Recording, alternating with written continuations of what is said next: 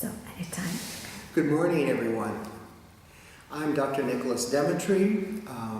I'm a psychiatrist. I work with spiritual meditation and healing, and I teach seminars worldwide.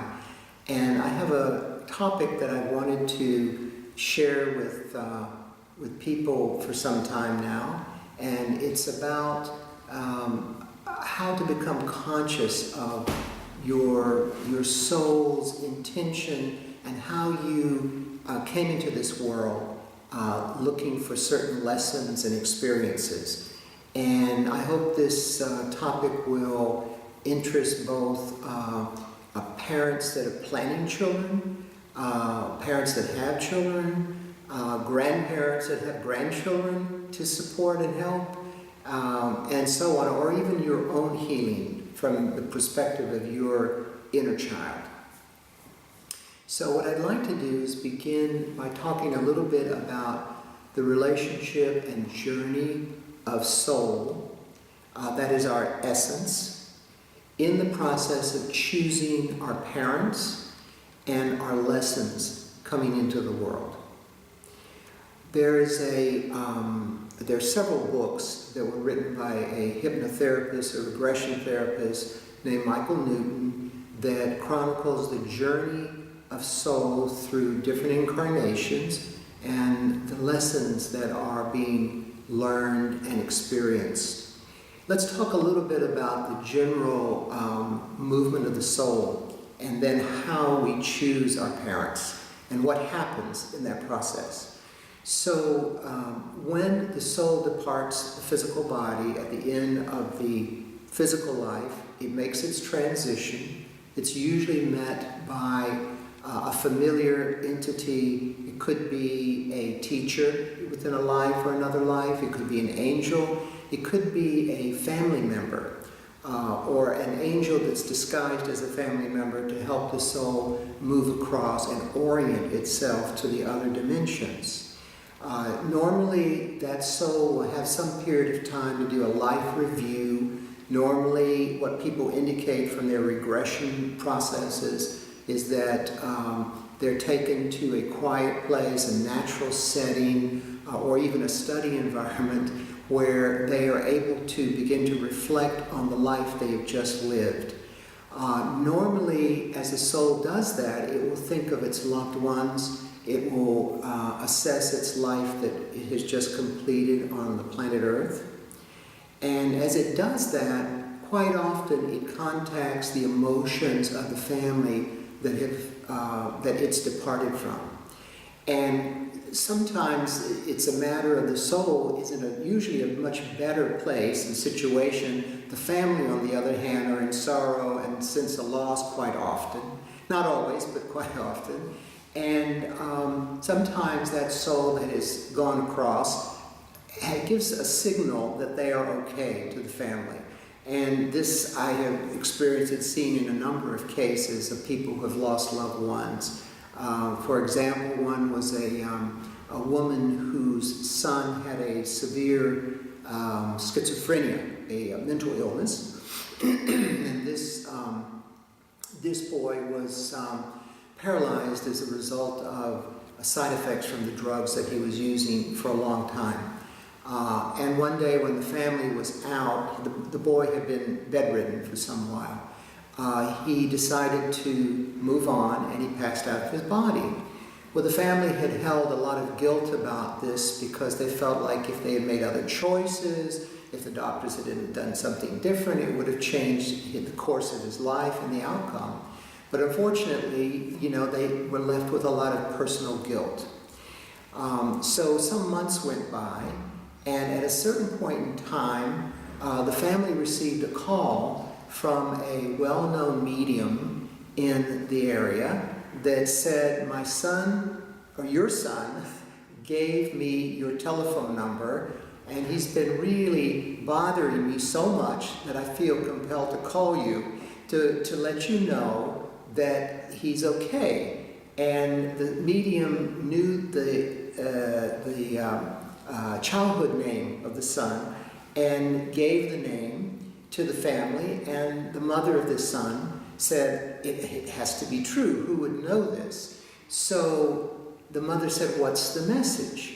And the medium said, the message is that I love you very much, and I was honored to be your son, and I'm grateful that you were my parents, and that it had to be this way because I had something I needed to experience before I moved on to a better situation in life. And with this, the parents were able to let go and accept the passing of their son. At other times, the soul that has departed lets the family know they're okay by moving objects in the house shortly after they pass. I had this experience too with a loved one that left, and some of the paintings all the paintings in the house were moved in a certain direction when I woke up the next morning. And so it's a signal, it's something to show that they are fine. So as the soul progresses in its movement into the other dimensions, it will eventually meet what we call a soul group, or a group of souls that have a similar agenda, purpose, and consciousness. And they go through a process of learning and resolving their earthly issues, and eventually that soul will then come before elders who will kind of critique the progress that soul has made in an incarnation, and eventually what choices might be good for that soul if it wishes to return one day. There's no pressure to come back. It's just a matter of when the time is right, the time is right. So for lack of better words, not to make it sound like the soul goes to a department store to decide on what kind of body to take on, but there's something we call a life selection room. And what it, I think, is that the soul feels a certain resonance with a future family, a mother, a father, which it wishes to, a kind of resonance in which it wishes to incarnate, because they will offer it the best opportunity for its lessons and for their lessons as well. Sometimes that soul will choose parents based on other incarnation issues. There are two issues that exist when a soul makes a choice for a family. The first is called the law of compensation. Sometimes that soul has had certain issues that it wants to work out, and it may even be the souls of the family members that it needs to work these things out with. At other times, it may be that that soul can best benefit from the lessons a certain family will give it, whether it's known them or not before. So the soul would then choose a body type, male, female, tall, short, whatever, to help bring those resonances in its consciousness forward so it can more easily learn its lessons. So some people take very strong muscular bodies, some people take thinner, more sensitive kind of systems. It doesn't really matter. It's all about what that soul is really needing to learn in its incarnation. So what are some of the issues that the soul might want to work out in the new family? Quite often, a soul in its life review may be stuck with resolving certain emotions and beliefs it held as a result of its life experience. So, for example, one soul might have the issue of shame from another life to work out. So perhaps that soul would need to learn new self-value. It might go through an experience of having that shame come up again in its next life, but that shame perhaps can be more resolved because that's what it's chosen to do. Or guilt, in which case it wishes experience forgiveness. Or, for instance, the soul may have been very apathetic in a life and not acted when it needed, and it needs now to learn motivation. Or fear. If a soul had been living in a state of fear in its other lives or lifetimes, then perhaps courage is what it would need to learn. So we're talking about compensation, depression, despair, joy, hope, optimism, anger, peace, and love, and perhaps pride or arrogance. The soul may need to learn humility. So ultimately, the whole movement of that soul's energy would be to create a greater freedom and a greater awareness and consciousness in a given lifetime. So this process is interesting because quite often we as parents or parents-to-be, we get very excited about the coming of a new child into our lives, into our world.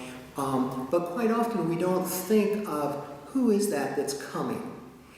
We often get too involved in thinking we're the ones that are going to mold that child into, a good person, a great person, whatever, or suffer guilt because of what we thought we didn't do right, which is pretty typical in our human consciousness.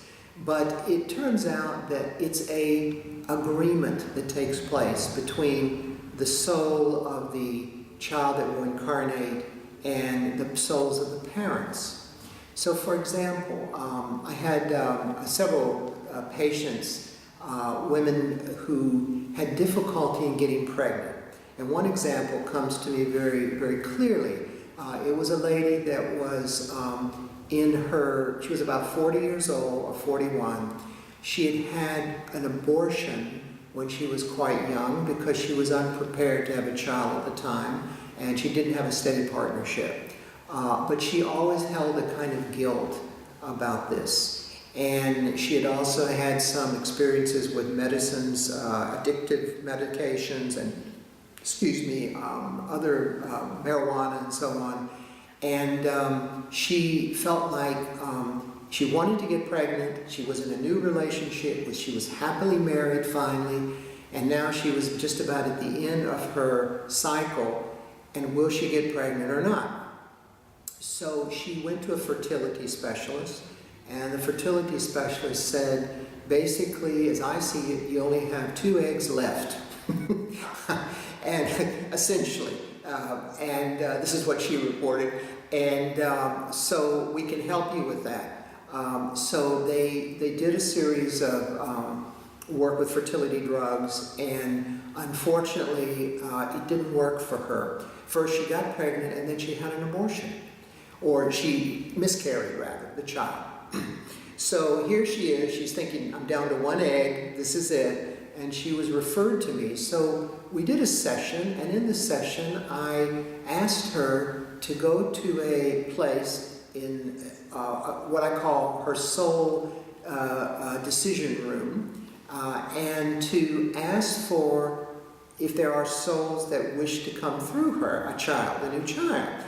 And what was really interesting is that in that she saw 2. One was the soul was a little girl who would have come through her before, but said, I am now with new parents, I'm fine, there's no need to worry about me. And the other was a soul, a little boy she saw. And in the session we even asked her, can you ask him, is he wanting to really come? And she said, he's wanting to come for a long time, and he's frustrated with me because I'm holding back the process. So I said, why? And that's when she talked about her guilt and about the fact that she didn't know she was worthy to be a mother, and so on. So as we worked through that, she began to feel this connection to the little boy. And she asked him his name, and he gave his name. And by the end of the session, there was this agreement that came that she would open to receive him as a mother, and he was so happy with the prospect that he would be able to be in her life and as her child. So we did the session, and I just said, okay, just let yourself go about, no expectations, just be with what you've healed and received, and share it with your partner, and see what happens. So about 2-3 months later, she calls me and she says, I'm pregnant. And she said, we decided to name the little boy the name that he gave us.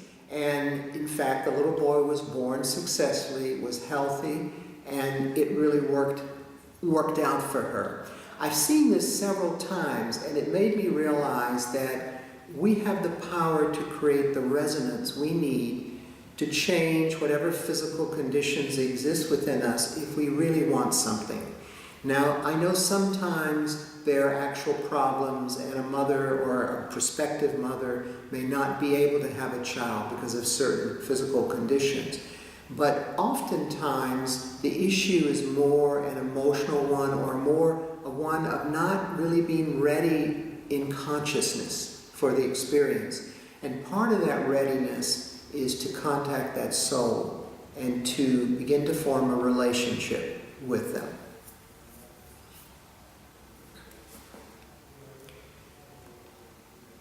Now, we talked about two spiritual laws that are involved in the soul choosing its parents.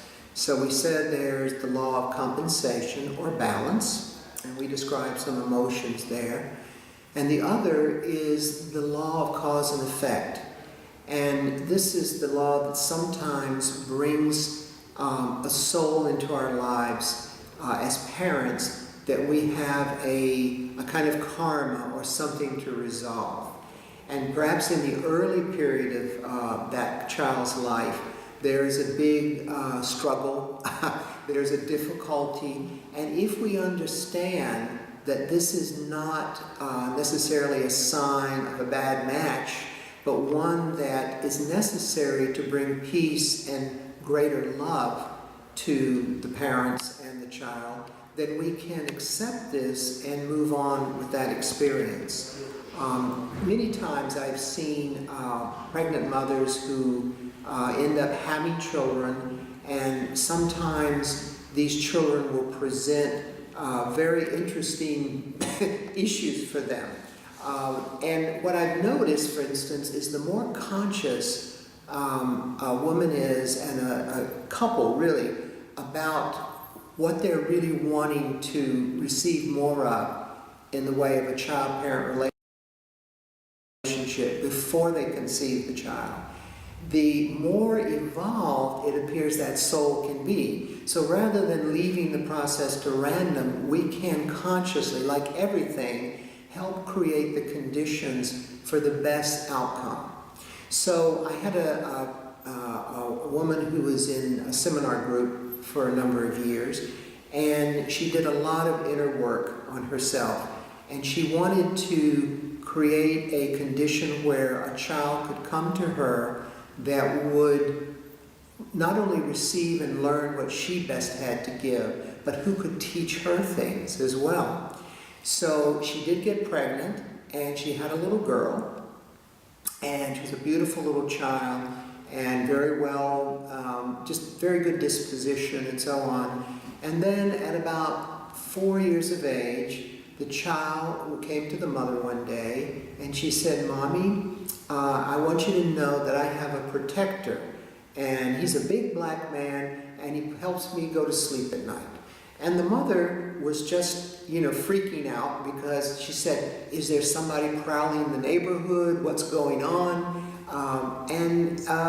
She asked the child, at first she was resistant. She was saying, "Oh my goodness, I can't really talk to this child about this, because is it true, is it not, is it fantasy?" And then when this little girl went into preschool, she was seeing auras in the little children, and one day she was near the teacher and she saw a little boy come, and she said, "Oh, the little boy, you have such a beautiful purple-violet aura." And the teacher heard it, and the little boy was stunned. He didn't know what to think. The teacher reported it to the parents and said, "I think your child has problems." Well, the little girl continued to speak about her past experiences to the mother. And one day she revealed that she had been an African queen, and she had lived in a country in Africa about 200 years ago, and that she had protectors, and that she loved to dance and be artistic. And her mother was a singer and did have sort of performance skills in theater, and had done this for many years. And so it seemed like it was a right match. So the little girl kept talking about this, and the mother asked me, well, what should I do? And I said, why don't you look up and see if this place exists in the past, historically? And the mother did, and in fact, she found out there was a country by that name in Africa about 200 years ago, and she began to listen more to the little girl and just encourage her to tell her story. So the little girl did, and the mother didn't judge it. And after some time, the little girl was having friends in school, and she was choosing a lot of Afro-American kids as friends. The little girl grew up to be a dancer, to be an artist, and was able to bring forth what she really wanted to bring forth in this life, because she had connected with her mother in a deeper conscious way through healing and through what was intended for her. Now, sometimes the experience doesn't have such a wonderful beginning. Sometimes it's different. For example, there's a true story that was in the New York Times back in the 1990s, I believe, in which a woman was giving birth to a baby. And this event was attended by a doctor and her husband, I believe, and a nurse. And when the little boy was born, came out, and the umbilical cord was cut, and the eyes of the little boy opened. In perfect English, the little boy looked around and said, "Oh no, not again." And it's a true story. And then, of course, the veil went up, which it does, and that little soul had a new beginning. But there was a moment in which that soul revealed its true feelings. So one of the things that we see with souls that are coming in through their parents, one is that there are three ways, actually, that they come. There are souls that come in that are really happy to be here. They're ready to go. They're optimistic. They're ready to jump into life because they've consciously chosen it very clearly. And they've gotten the right body structure and whatnot to do it. Then there are souls that are quite resistant. Like this soul had to come in and undergo probably some kind of memory of where he was with those parents from another life and balance that karma out. And then there are souls that are indifferent. They're like, okay, let's incarnate again, let's come in, whatever. And they're a little more apathetic, a little more like, I'll just do what I can with it. In a way, there's a very deep connectedness that takes place before the even conception process that takes place between mother and father, in the soul deciding on possible parents to come in. There are also situations where a soul will come in to parents by virtue of a location where that child can have an experience or recall a memory that they need, a certain country, a certain nation, a certain part of a country, which will give them easier access to recalling certain things. And there's one example that I think was quite strong from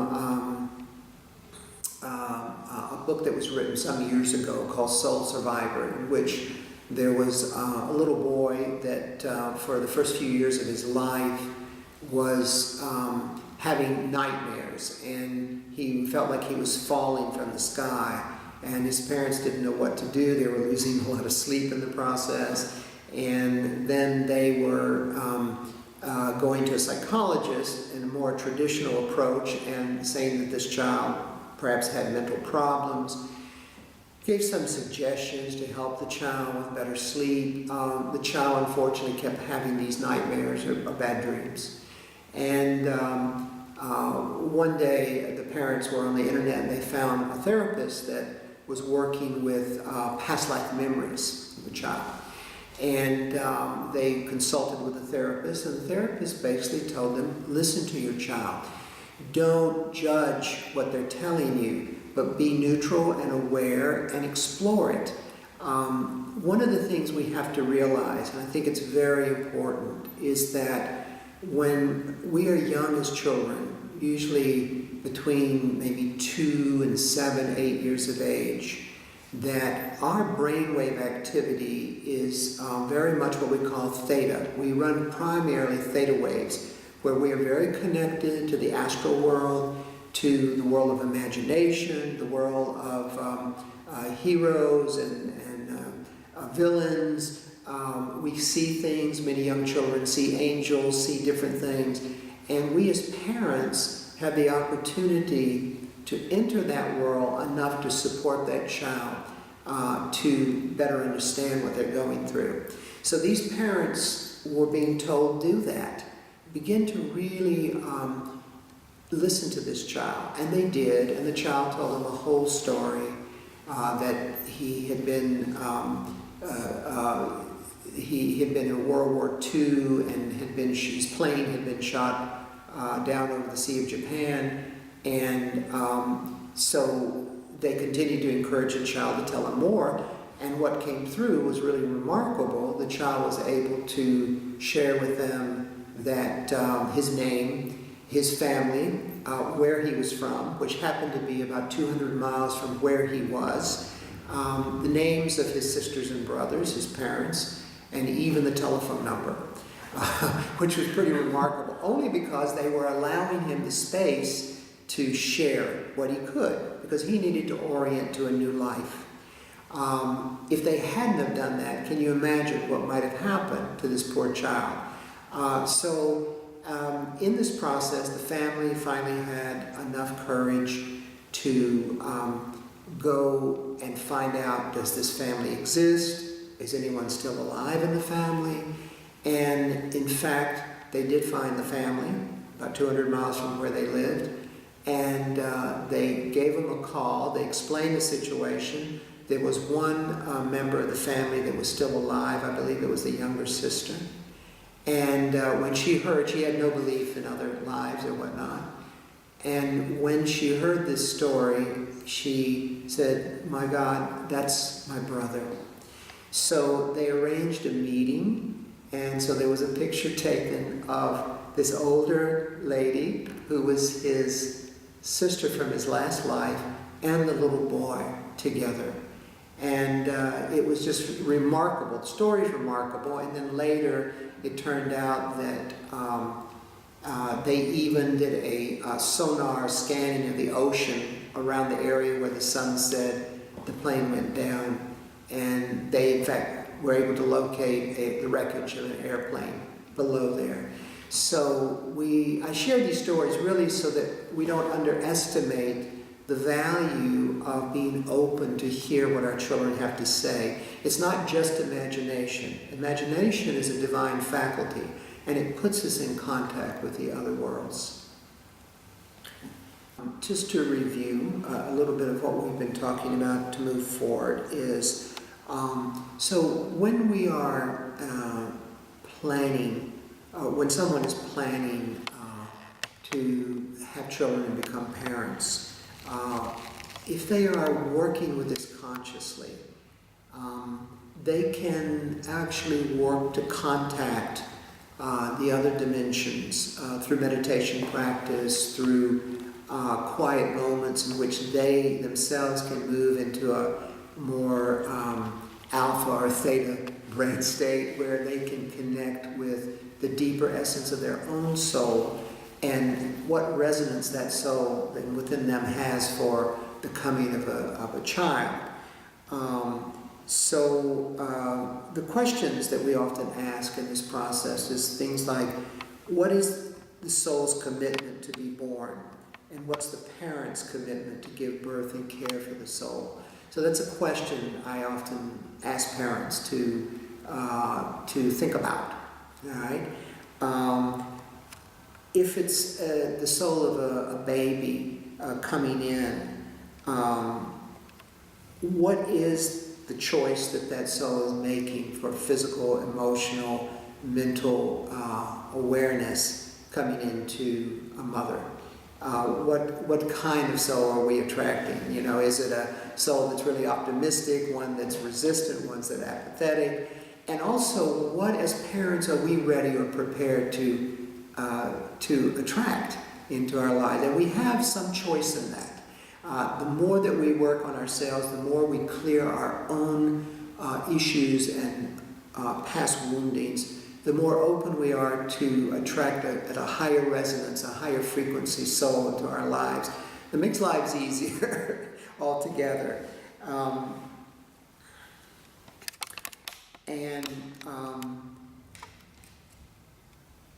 What happens when this commitment is made between the parents and the soul of a new child that comes in? And how does the soul get ready to be born and take on the new body? And where is the soul during pregnancy? So these are a lot of questions, and I hope that we can answer some of these in the course of these talks. We're speaking about the choice and agreement that's made between the soul of the parents and the soul of the child.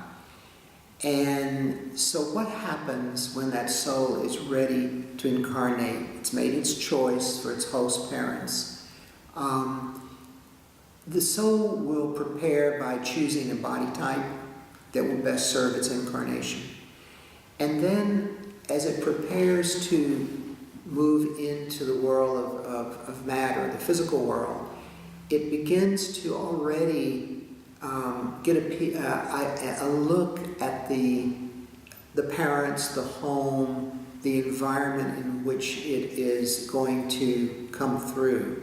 And sometimes parents will have dreams, or mothers in particular will have dreams about the baby to come, or have contact even in the dream state about them coming in. In some societies or cultures, the mothers even sing to the soul of the child coming. They make a connection and resonance to begin that process so that the soul feels welcomed in this new space, in its new incarnation. And so that preparation process is important. And then when the parents are ready, then there's a process of intercourse and conception. So what happens there during the coming together of an ovum and a sperm? The soul has made its choice, but where are the parents' consciousness when they have intercourse? What is being transmitted in that event, in that moment? That becomes important in terms of not only the genetic transfer of information. Okay, bang, boom, that's done. Well, oh my goodness. Okay.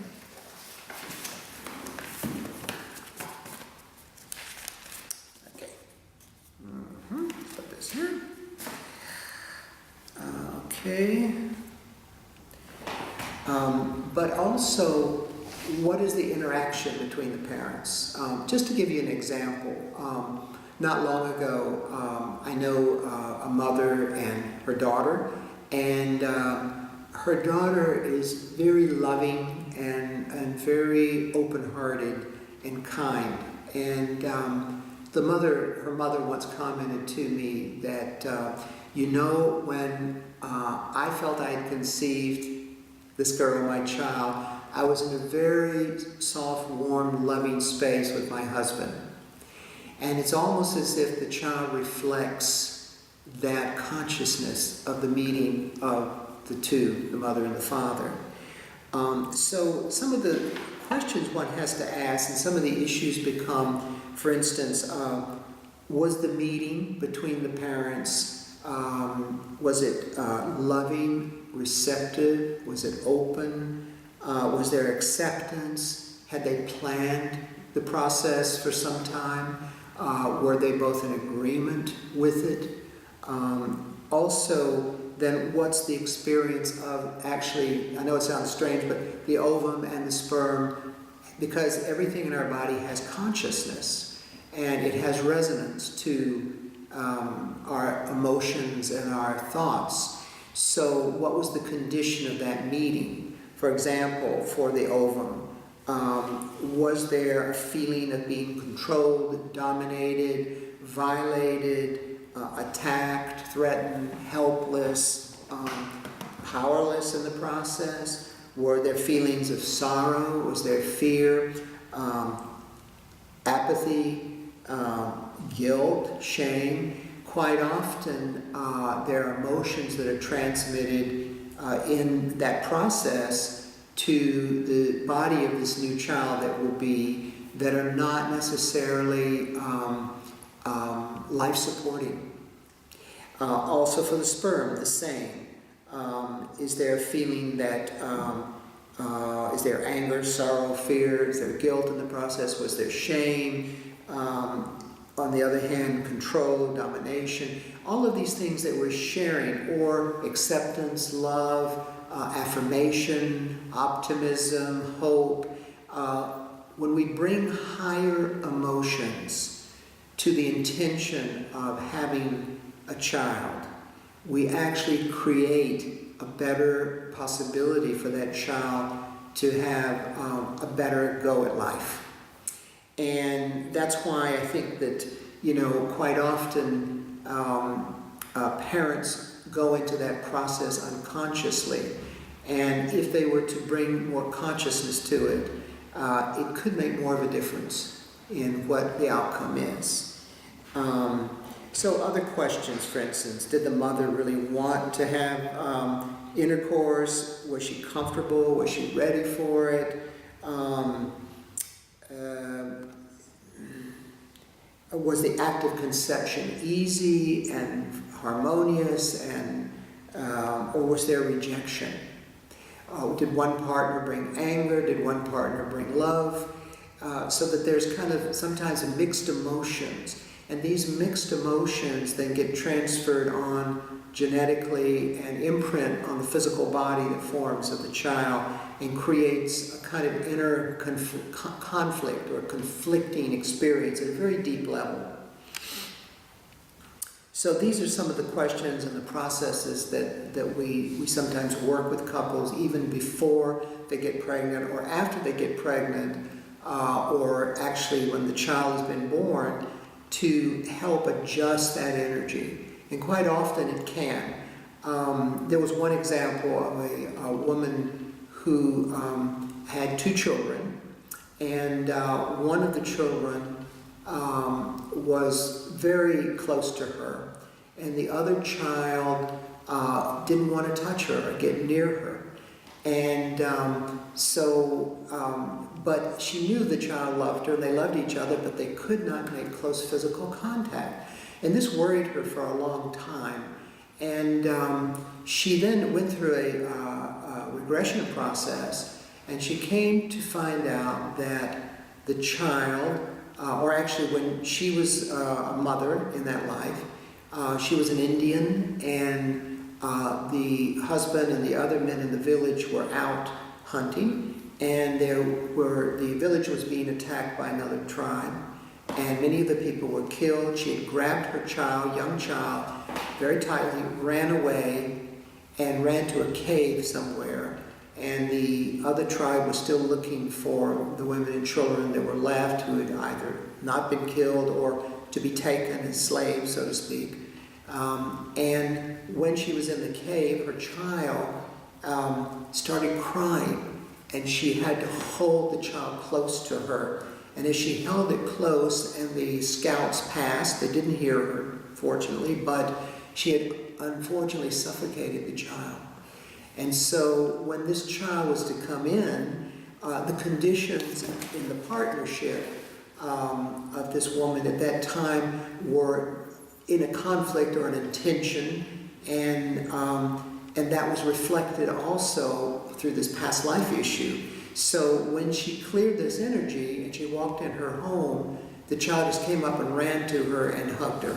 And so again, children are very connected to their soul essence, and they are very much able to change quickly once the parents commit to transforming their own energy and their own situation with the children.